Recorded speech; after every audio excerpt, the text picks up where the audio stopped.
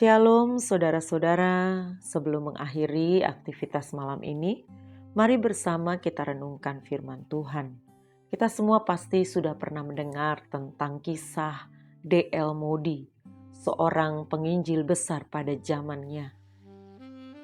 Dia sebenarnya tidak pernah mendapat pendidikan sekolah yang proper. Surat-surat D.L. Moody banyak yang masih tersimpan ketika ditemui dan dibaca, penuh dengan kesalahan tata bahasa. Bentuk tubuh D.L. Moody tidak terlalu mengesankan untuk dilihat. Suaranya pun bernada tinggi dan sengau. Tetapi setiap hal yang dianggap tidak sempurna ini tidak menghalangi Tuhan memakai D.L. Moody untuk mengguncang dua benua. Sehingga pada satu waktu ada seorang wartawan diutus oleh surat kabarnya untuk menulis tentang kampanye pekabaran Injil yang sering dilakukan oleh D.L. Moody di Inggris. Wartawan ini disuruh untuk mencari tahu apa sih rahasianya sehingga D.L. Moody memiliki kuasa untuk membawa begitu banyak orang kepada Kristus, baik dari golongan bangsawan maupun rakyat jelata.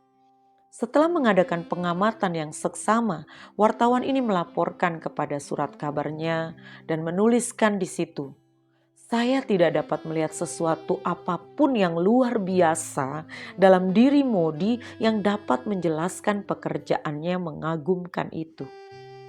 Pada waktu Moody membaca laporan itu, dia tertawa kecil dan berkata, "Justru itulah rahasia kebangunan rohani yang telah terjadi. Kuasa Allah yang bekerja di dalamnya. Itu pekerjaan Tuhan, bukan pekerjaan saya." Setiap kita jangan merasa bahwa kekurangan-kekurangan kita menghalangi kita menjadi saksi Kristus. Jika kita menanggapi panggilan Tuhan dan berjalan bersama Tuhan menggenapi rancangannya dalam hidup kita, maka kita akan menyadari yang bekerja dan berkarya adalah Tuhan lewat kita.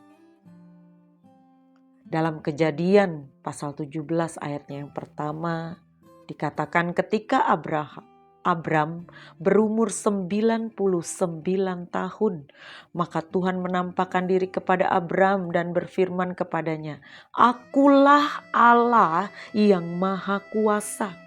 Hiduplah di hadapanku dengan tidak bercela." Ketika Tuhan mengatakan kepada Abram, waktu itu namanya belum diganti menjadi Abraham, Tuhan mengatakan untuk berjalan bersama Tuhan dengan tidak bercela. Itu maksudnya ketika engkau berjalan bersama aku, maka engkau akan dimampukan untuk hidup tidak bercela. Kata tidak bercela dalam bahasa Inggris versi King James dituliskan perfect, sempurna. Dan dalam bahasa Ibrani adalah tamim, yang artinya sehat utuh, lengkap tubuh, jiwa, dan roh. Dan ini terjadi ketika Abram berumur 99 tahun.